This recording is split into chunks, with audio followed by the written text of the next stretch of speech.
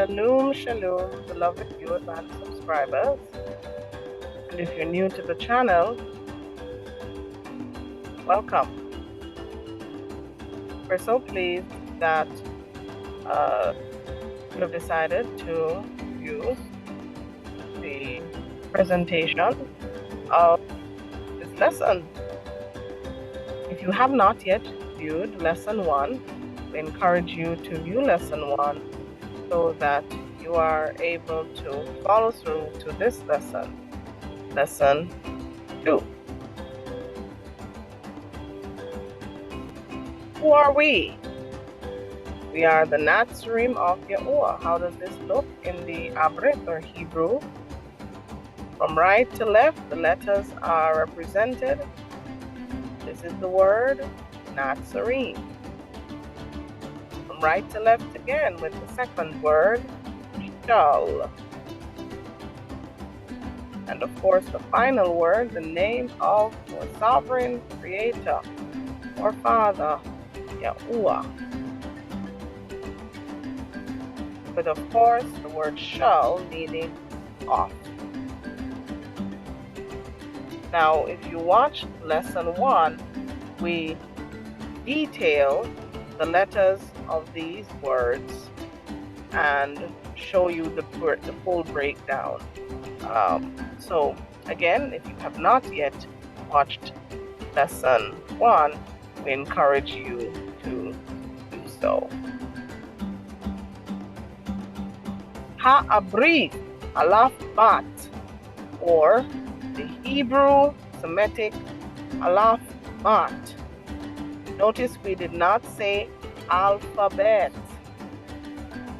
because this is not the alphabet. Alphabet is the Greek association with groups of letters.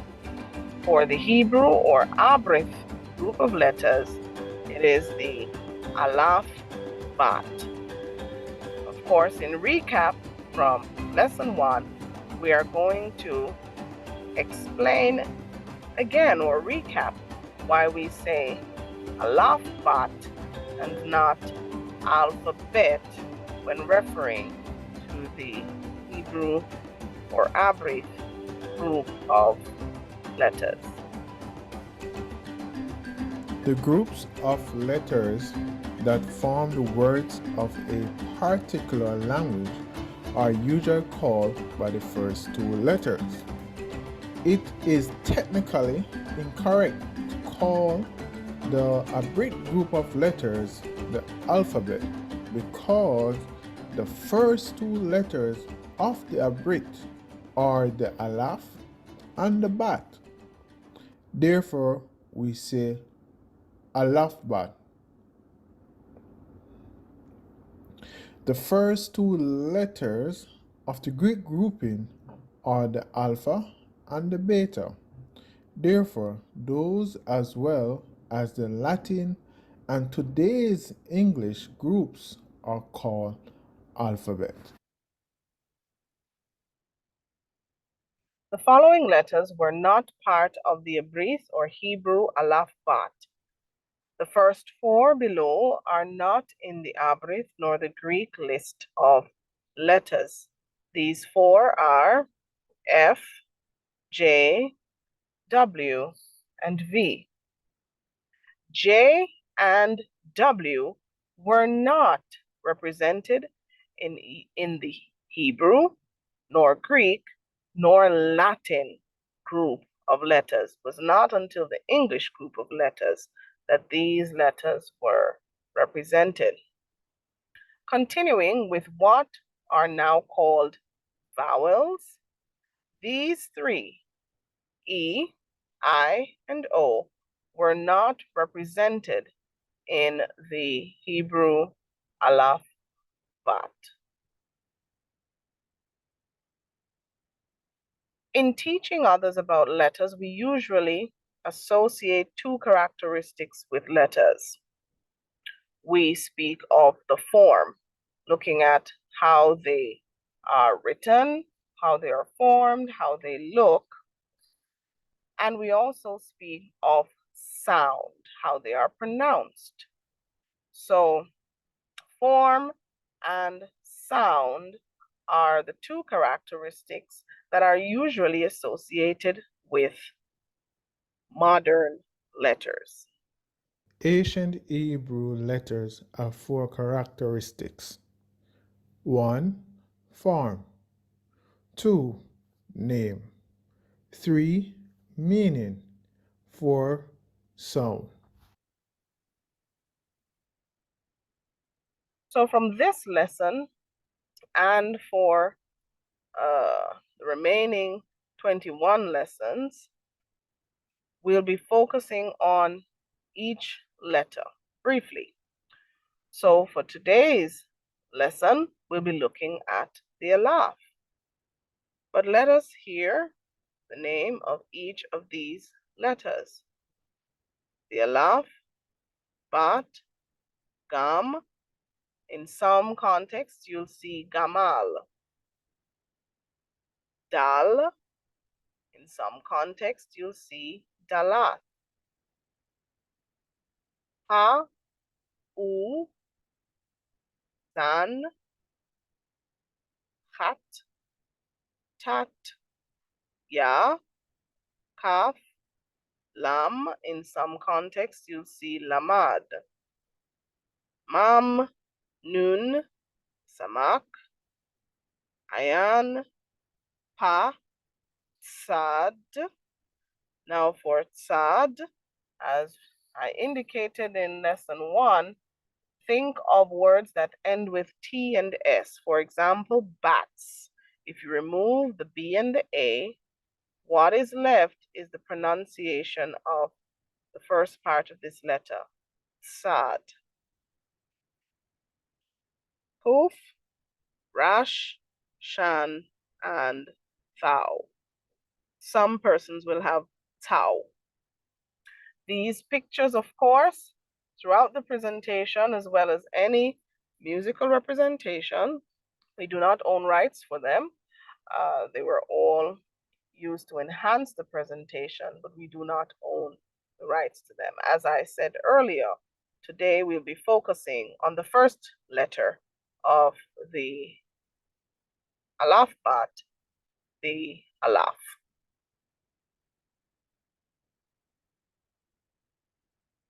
Let's begin.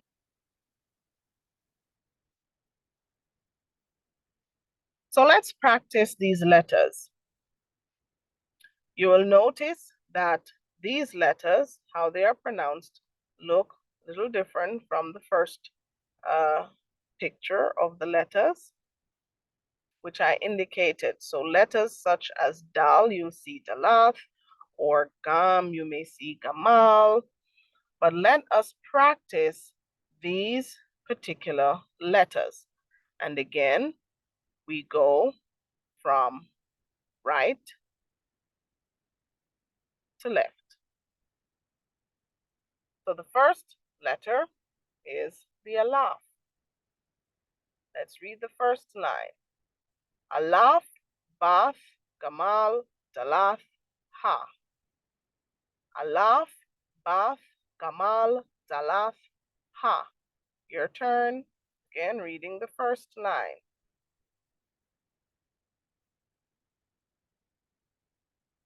Say them again.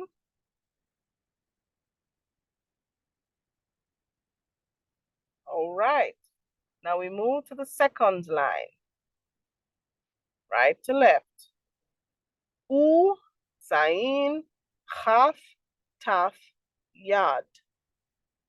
U, Zain, Chaf, Taf, Yad. Your turn. Now some may struggle a little bit with the Chaf because it's like you're coughing of something. Sounds gross, but that's the best description I can give for the Chaf. It's like coughing up something. Has a kind of guttural sound. Because some persons find it difficult to pronounce this letter, some represent it as just half. So you'll see half which is the name of the letter, but some say half.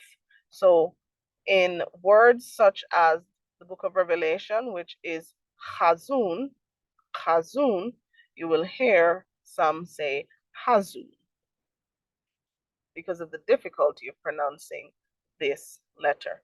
So let's go again with this line. U, zain, chaf, taf, yad.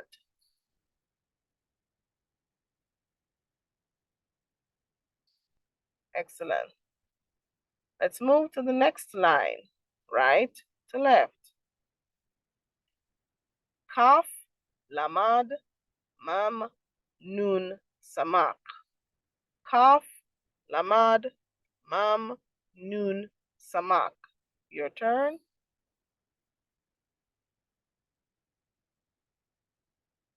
Again. All right, you're making progress. Let's go to the next line, right to left. Ain, pa, sad, kof, rash. Ain, or you'll see ayan, pa, sad, kof, rash. Your turn.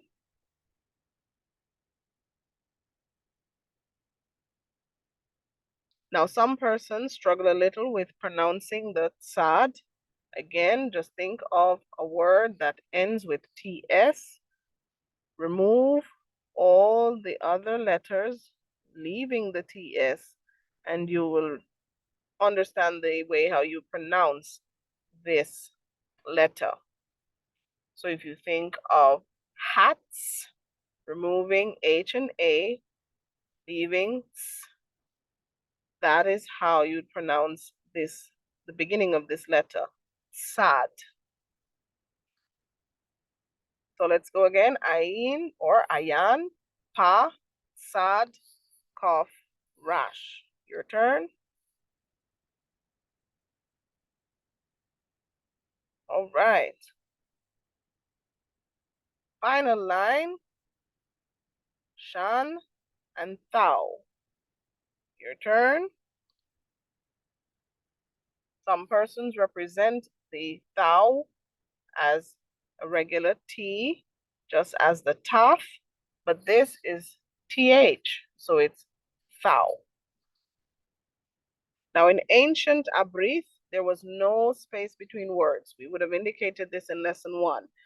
There wasn't any clarity with sentences and paragraphs and punctuations. It was important to learn the contexts in which the word of Yahuwah was used to teach. It had to be carefully parsed to distinguish the actual intended meanings based on various contexts that were being described. Sometimes meanings of words and sentences appeared to overlap each other. Some were intentional, some were not intentional.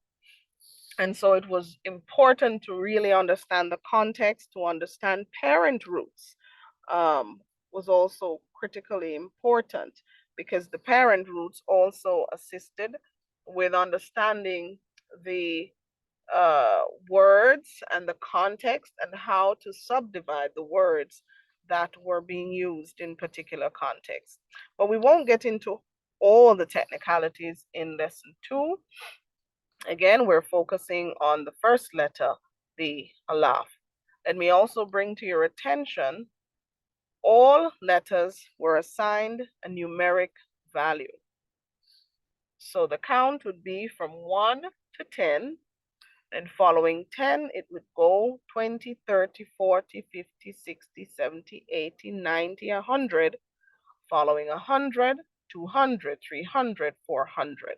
There were 22 letters in the Abryth or Hebrew alphabet.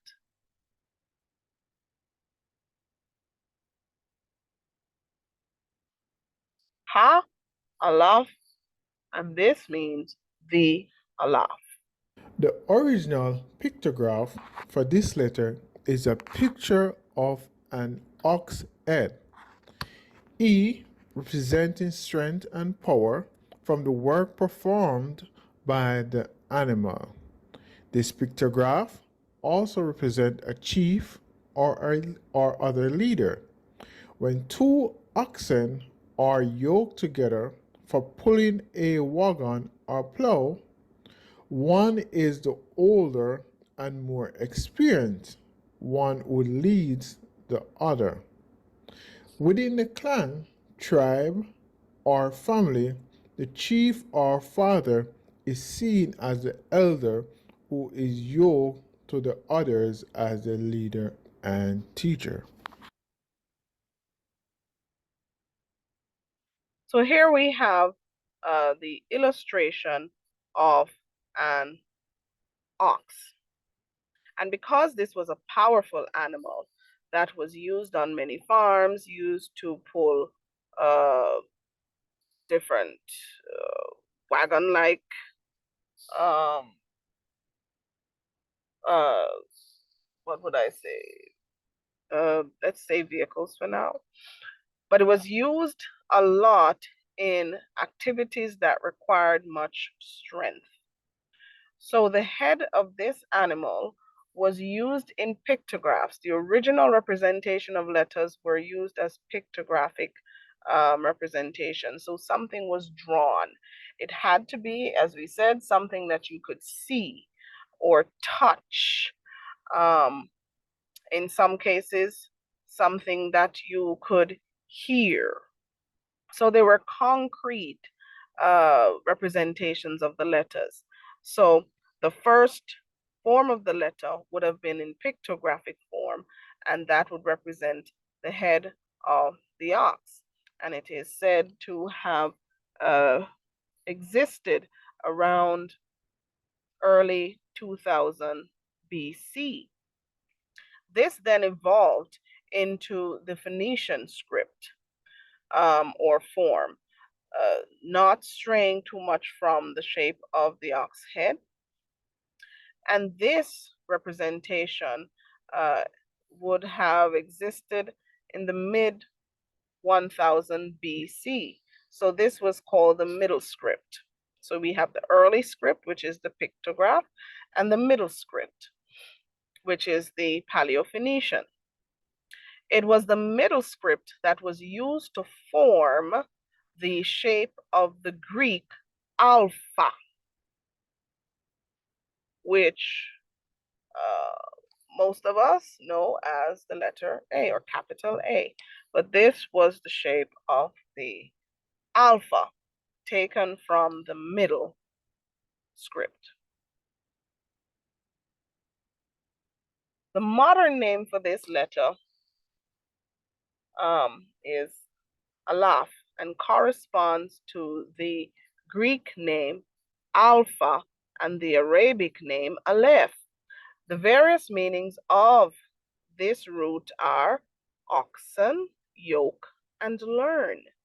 Each of these meanings is related to the meanings of the pictograph. The root is an adopted root from the parent root al, meaning strength, power, and chief. So again, it was important to know what the letters meant and also what parent roots, which were used to form words, meant. So the Alaph came from the parent root al, meaning strength, power, chief, and is the probable origin of the pictograph. Combined with the lamad, which you see represented on your screen, which represents authority from a shepherd, these two pictographs, when placed together, meant strong authority.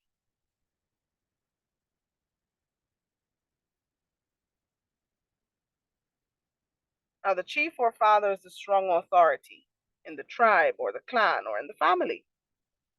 A number of Near Eastern cultures worshipped the mighty one Al, which is commonly pronounced as El. Now you'll hear us saying mighty one, We will spell some words that we may not use, such as God. And if you have not seen our video on common pagan words that you will observe we try not to practice to say, then we encourage you to see that video. For teachable purposes, you may hear us spelling or using certain words, but in regular conversations, you will observe we try to avoid these words in keeping with scripture in Shamut or Exodus 23:13 that says we should not invoke or speak the names of these mighty ones. So God comes from a pagan origin, and so you'll notice we say mighty one instead of calling that word. But for teachable purposes, there are various words which you may hear us declaring in the, well, not declaring, but saying in the various lessons. So we do not invoke them by praying with these words or calling ourselves them or declaring them over ourselves and over others. We do not, because of the original context in which these words were formed. All right, continuing. So Al was depicted as a bull in various carvings and also in statues. Does that one look familiar? For some, it may. Baal was also depicted as a bull. And again, remember the Alaph would have been the ox head. All right. Also, the Egyptian mighty one, Apis. And some other nations' mighty ones were also depicted as bulls or oxen or calves, young bulls, etc., which represented strength and authority. Yisrael chose the form of a calf or a young bull, a golden calf, as an image of Yahuwah at Mount Sinai or Sinai, showing their association between the word al for strong authority to the ox or the bull. But Yahuwah did not want this. He does not want us to use any images to represent him. No graven images, no carved images. We're not supposed to be worshiping images. So even though they used this image because they would have been so accustomed to seeing images while they were in Mitzrayim or Egypt, Yahuwah did not want this practice to continue among his people. So he was not pleased with this at all, and he still is not pleased with anyone who uses an image to represent him. The word al is used throughout scripture to represent various mighty ones. So you will see al, the word al, meaning strong authority, used to represent Yahuwah, used to represent other mighty ones. You'll see them at the end of some words, al. All right.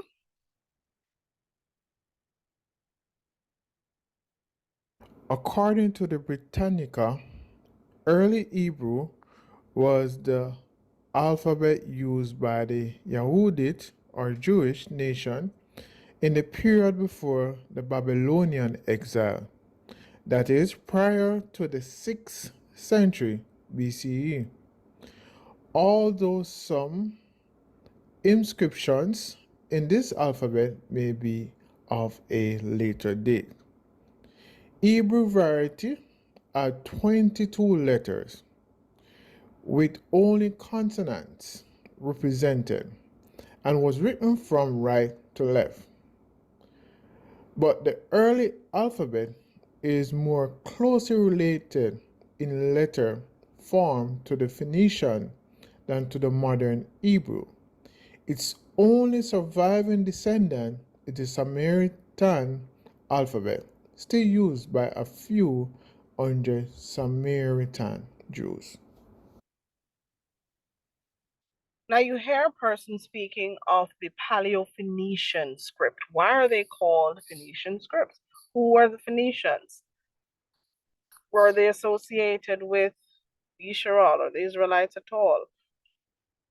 Why is the script or the writing or the form of letters associated with them.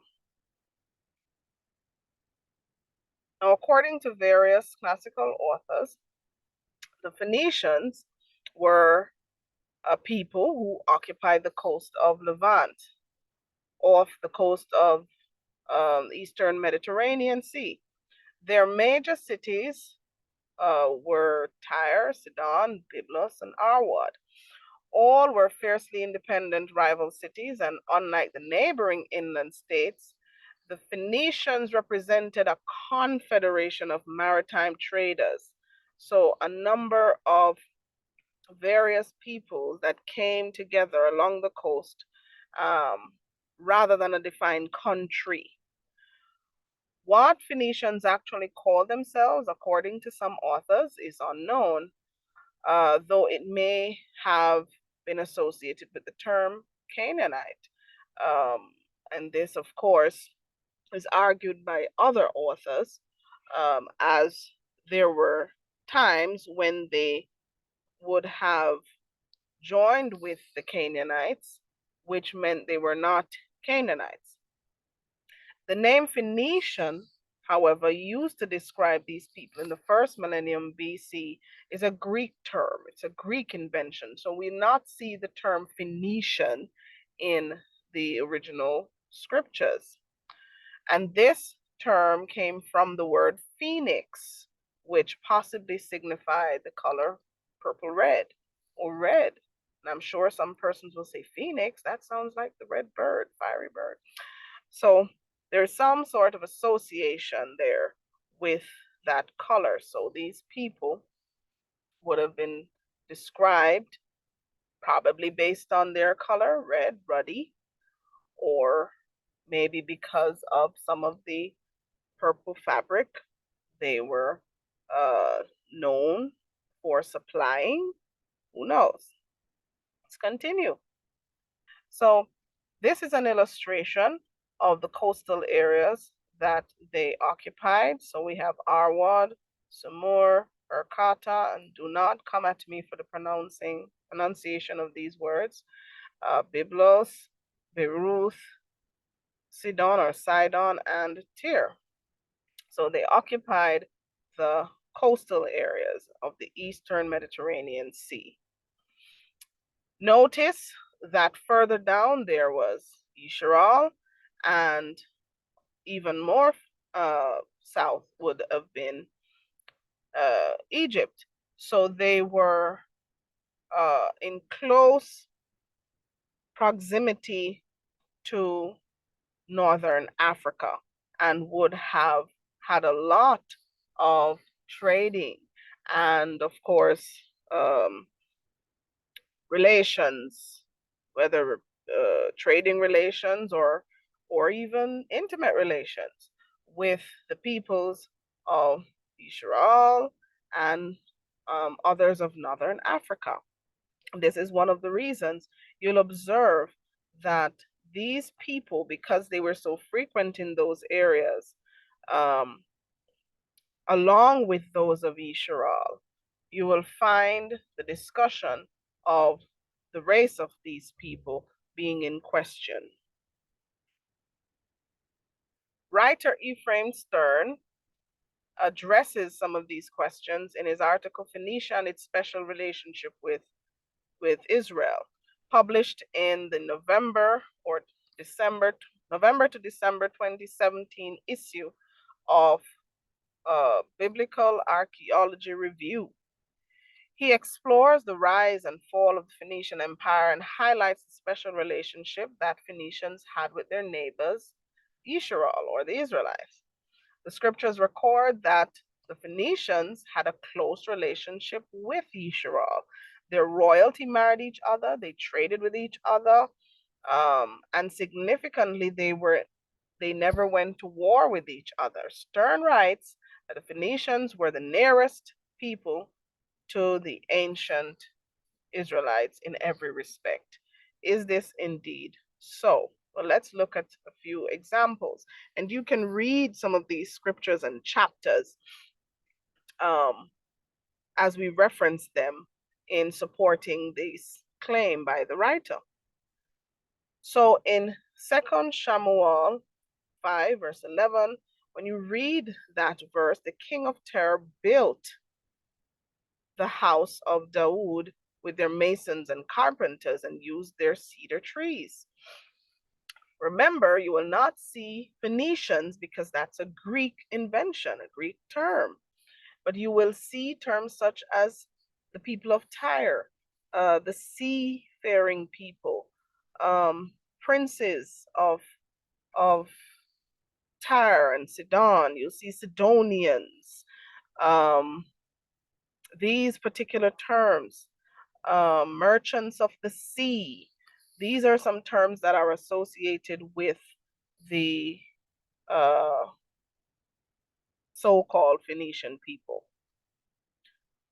In First Malachim or First Kings chapter 5, you will, when you read that chapter, you see sovereign Shaluma or Solomon calling for the help of the king of Tyre to hew timber of cedars of Lebanon for him and acknowledge the skill of those people. He declares that these people are very skilled and there's no one who is as skilled as them in this act or this activity, to include the Sidonians.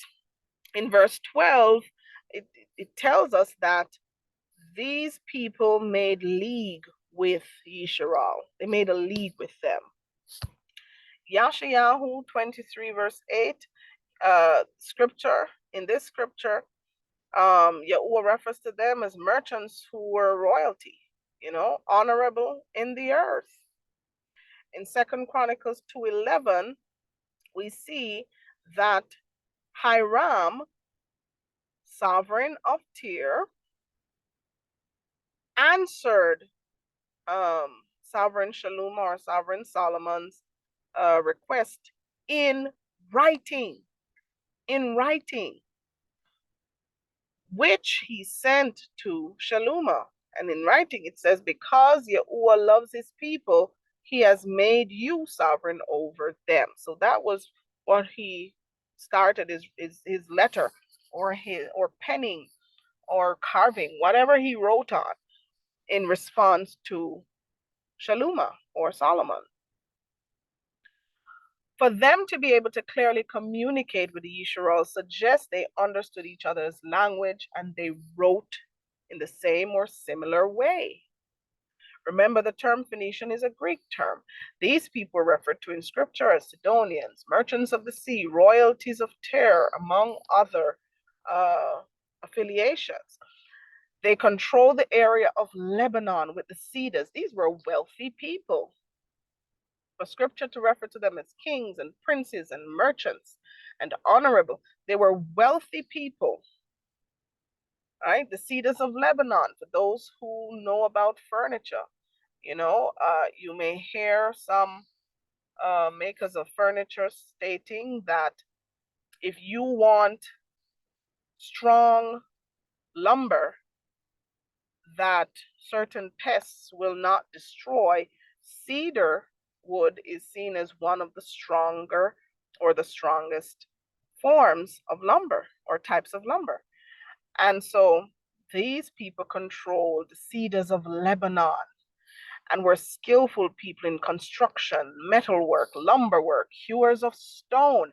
If you read throughout this particular chapter, 1 Kings 5, among other chapters or scriptures, you will notice these descriptions of these people coming out. They sold or traded with and carried out construction for both sovereigns Dawood and Shaluma, David and Solomon. And this naturally meant they were also skillful in mathematics and calculations. So again, this is the area they would have occupied. You'll notice the geographic location of Yisrael. And if they were ordering, you saw in scripture where they would order cedar, cut stone for building the house of Dawood, and Shaluma in building the house of the Most High Yahuwah, the temple of the Most High Yahuwah, also ordered material from these people to do so. And of course, they had a wonderful relationship, you know. So this would have been the area where Lebanon would have been, in this area that is encircled. And so they would, of course, transport all this material to Yisrael. The heartland of Phoenicia was subjugated in turn by the Assyrian, Babylonian, Persian, and Hellenistic empires, but their western colonies continued to enjoy autonomy until the 2nd century BCE.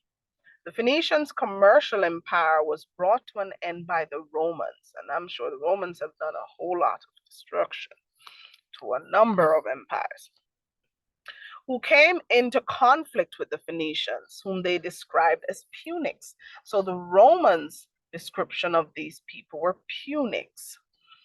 And of course, they were involved in a series of wars that became known as the Punic Wars. The Carthaginians had no standing army, so they employed mercenaries and relied on their fleet for defense.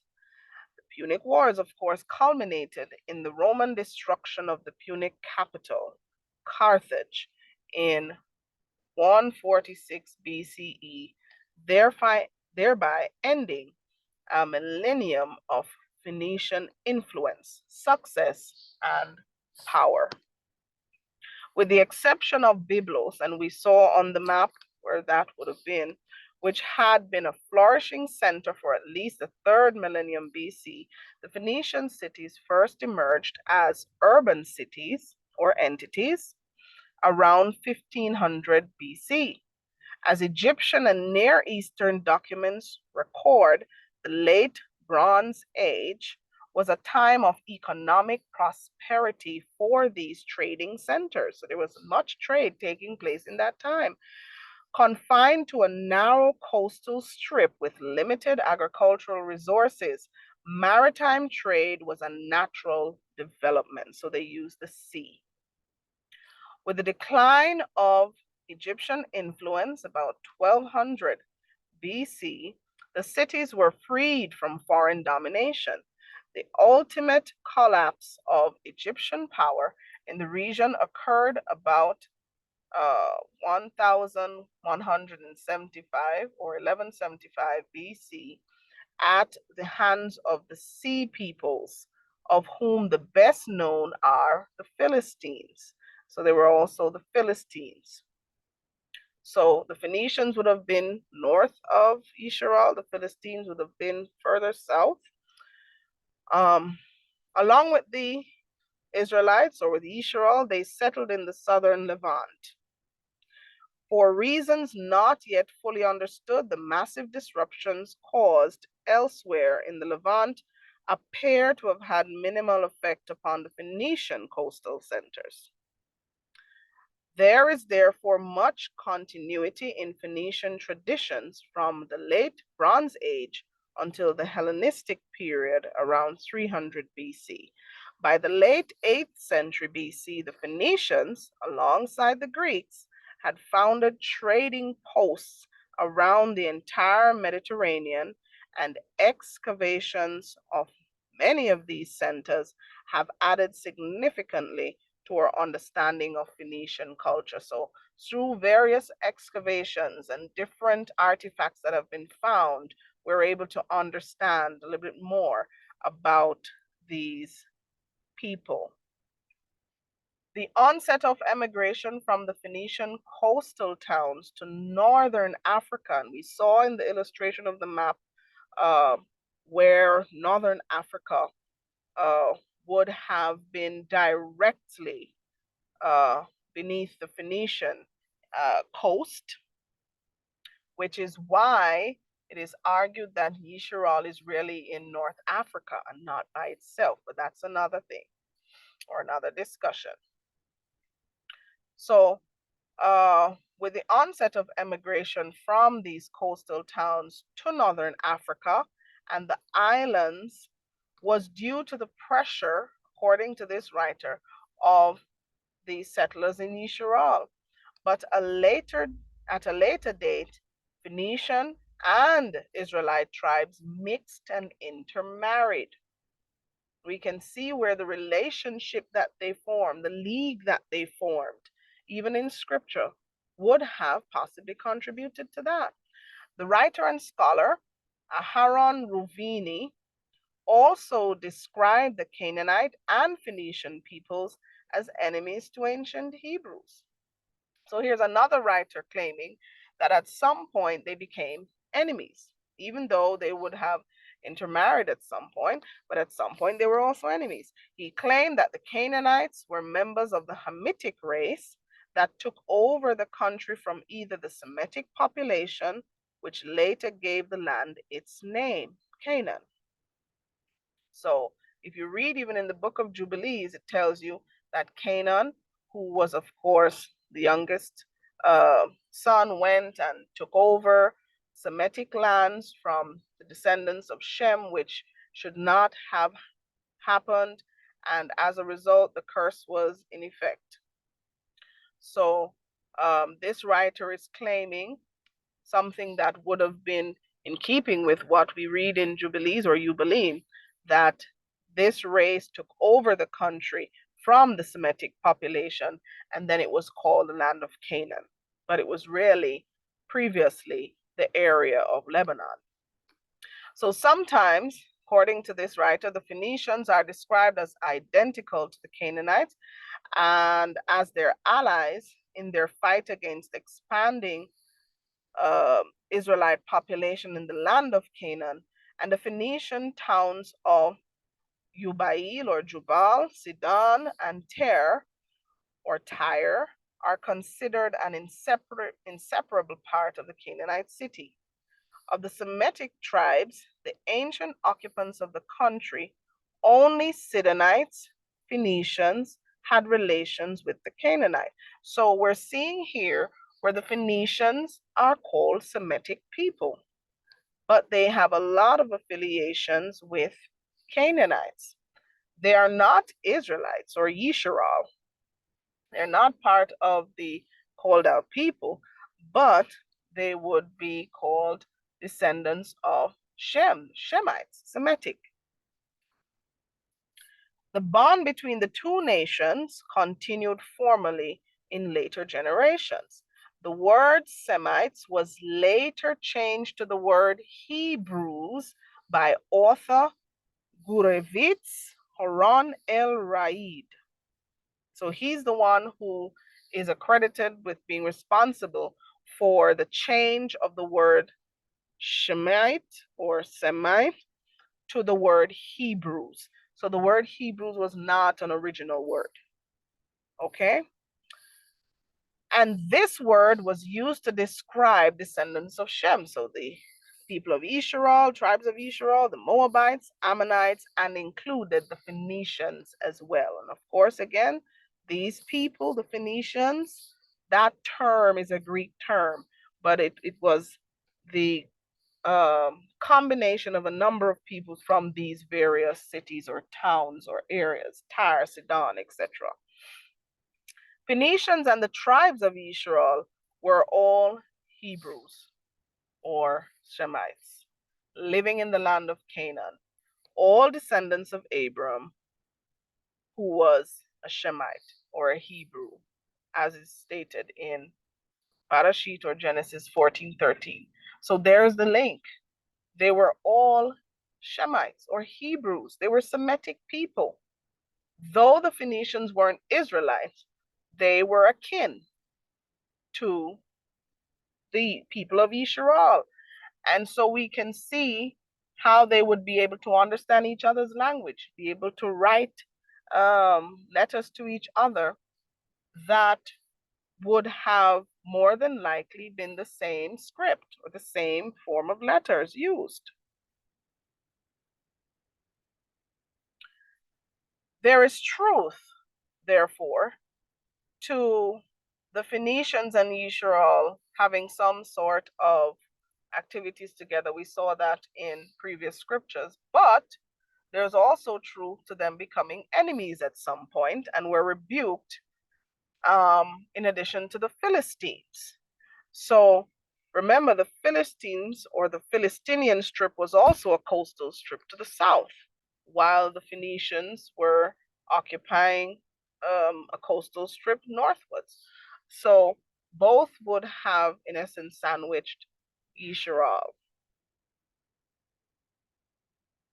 When we read Joel or Joel 3, verse 4 to 8.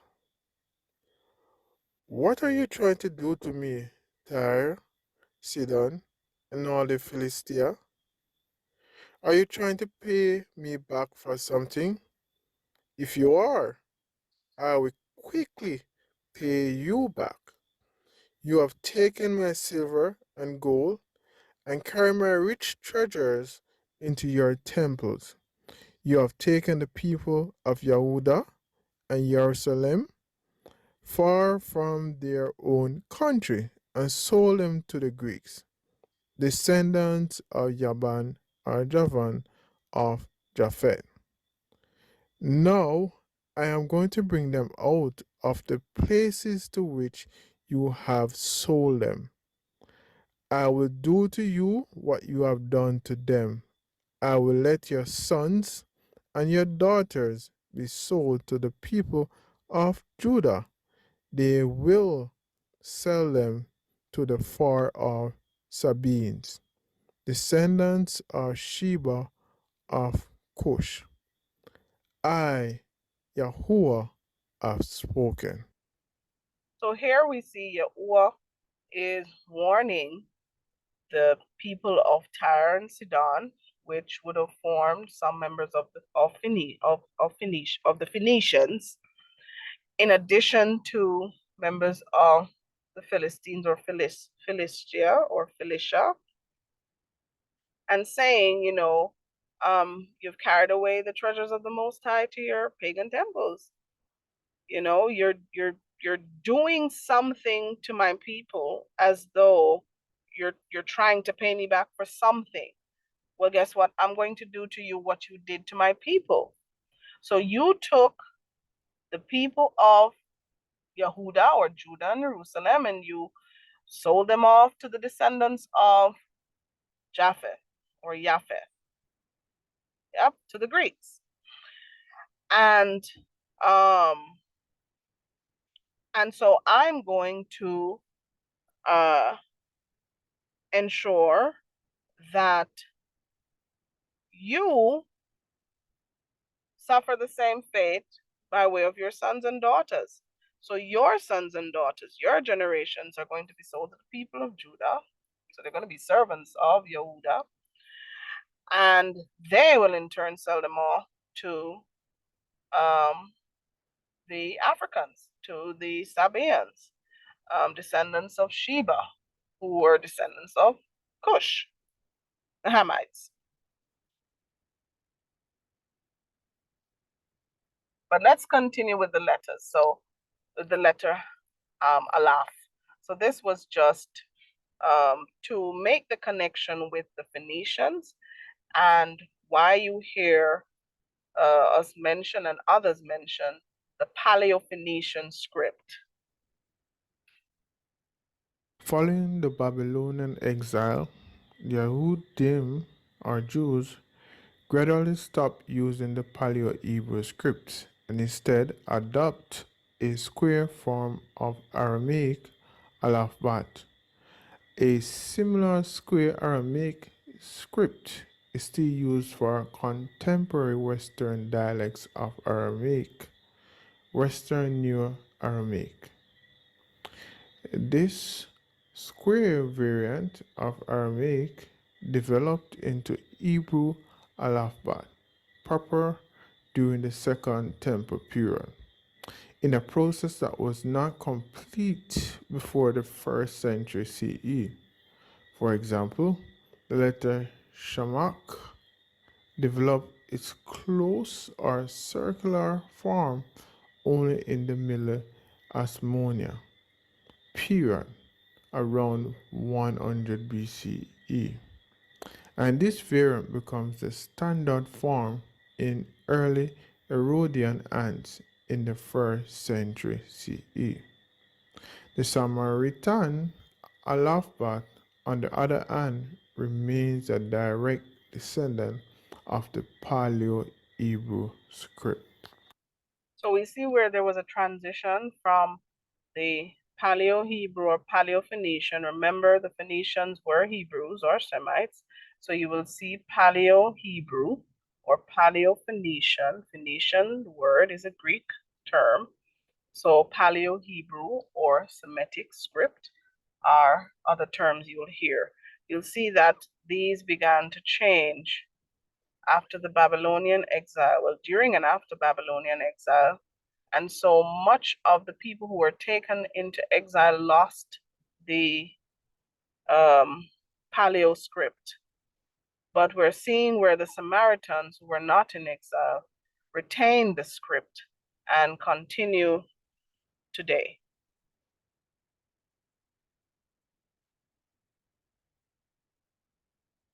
Jewish Encyclopedia, article entitled Alphabet, the Hebrew Samaritan alphabet.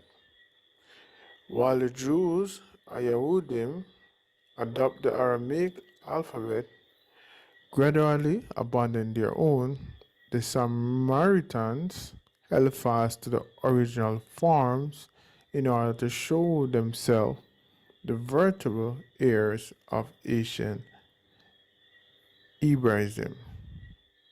It is the same character used in all the Samaritan books of today, and remains the only offshoot of the old Hebrew script extant, while the modern Hebrew alphabet is of the Aramaic origin.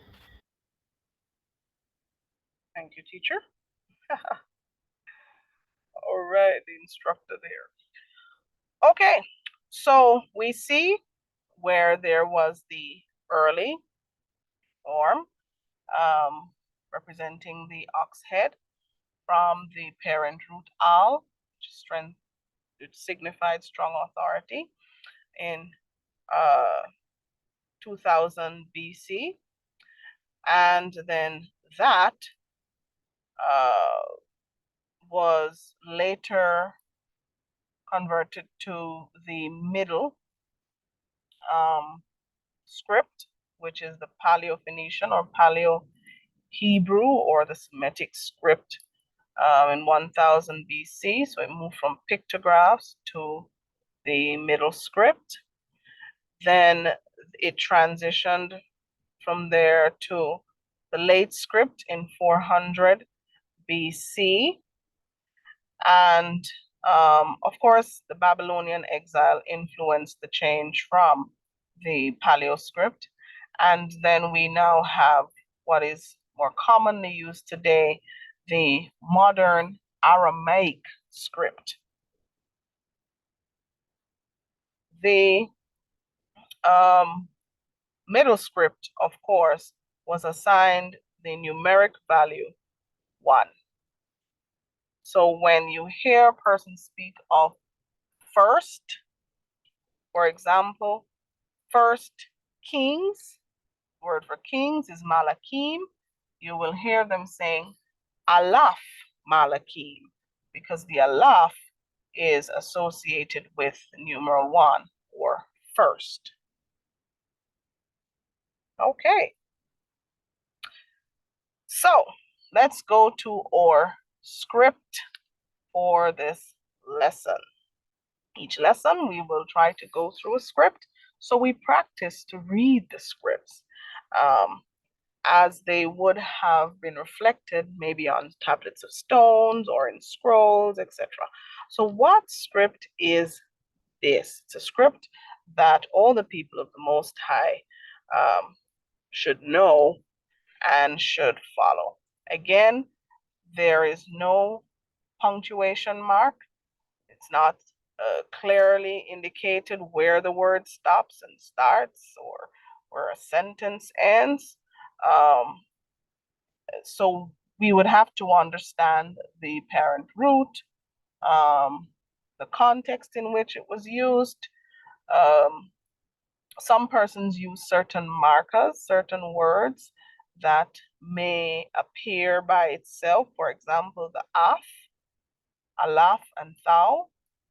And so they would use that to say, okay, before the there's a word, and another would come after. And various persons use different strategies, but we're just practicing generally until we get to the more advanced lessons. So the first word in this script is Zakur. This is how it is represented, the Zan or Zain, the Ka, the U, and the Rash. And of course, in more recognizable letters, Latin or English letters, that is how it is reflected, Zakur. What does this mean? Remember or mention. Remember or mention. Then we have Ath, which I would have made reference to earlier. And this, of course, signifies that something is very important. There is emphasis on whatever is to follow this word. It is sometimes associated with important instructions of the Most High Yahuwah, and also associated with periods of time, whether they were days or seasons, etc. So in this case, the Ath is emphasizing something important that is to be remembered or mentioned, and it will be in relation to a period of time. In this case, the word following Ath would be Yum. Yad U Mam. Yum. And of course, the word Yum means day. What's the nature of this day? Well, there's a combination of two words that follows, which is used as one. Ha Shabbat. Ha Shabbat. With the first word being reflected as the letter Ha, meaning the, and the Shan Bath Thou, being Shabbat. So the Shabbat. Some persons are now saying, hey, I know that scripture. And the final word is actually a combination of words, usually separated when we write it in English letters or Latin letters by what do you call that? An apostrophe. So just like Hashabah is separated using an apostrophe, these words here are also separated. And so it is Lakadash U, represented as that, Lakadash U. And of course, in English, this is saying to dedicate it. So la meaning to, Kadash meaning dedicate or separate. Some will say SET apart, but we would have covered SET in or Common Pagan Words video. So we prefer to use the term dedicate, which is associated with Kadash, dedicated, dedicate. And of course, U in this context is it. So la Kadash U, to dedicate it. So Zakur Af Yom, Hashabath la Kadash U. Zakur Af Yom, Hashabath la Kadash U. And that is saying remember or mention the Shabbat day to dedicate it. Remember day the Shabbat to dedicate it. Or remember the Shabbat day or Yom to dedicate it. So for those who guessed it earlier, you guessed it correct. That, of course, is found in Shemot or Exodus 20, verse 8. Praise the Most High, Yahuwah. So, of course, this was our verse for this lesson. And we do pray that you found it enlightening and impactful. These are the sources that we would have used to make references in this presentation. Here are some more sources. And so you can also go to these sources and look for some of the information we have used in this presentation. All praise to the Most High Yahuwah. We are the Nazarene of Yahuwah. And of course we say Akkad Ahava, which means one love. And we thank all our viewers and subscribers, all the family of the Most High, for viewing today's presentation.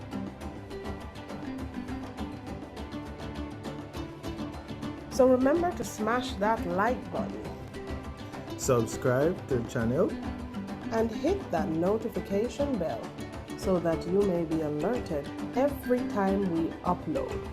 Now, we've been told that the more persons like the videos are the more persons YouTube shares the videos with in their feed. So let's get these videos out so that others may be edified. Toda Rabba, thank you very much, and Shalom.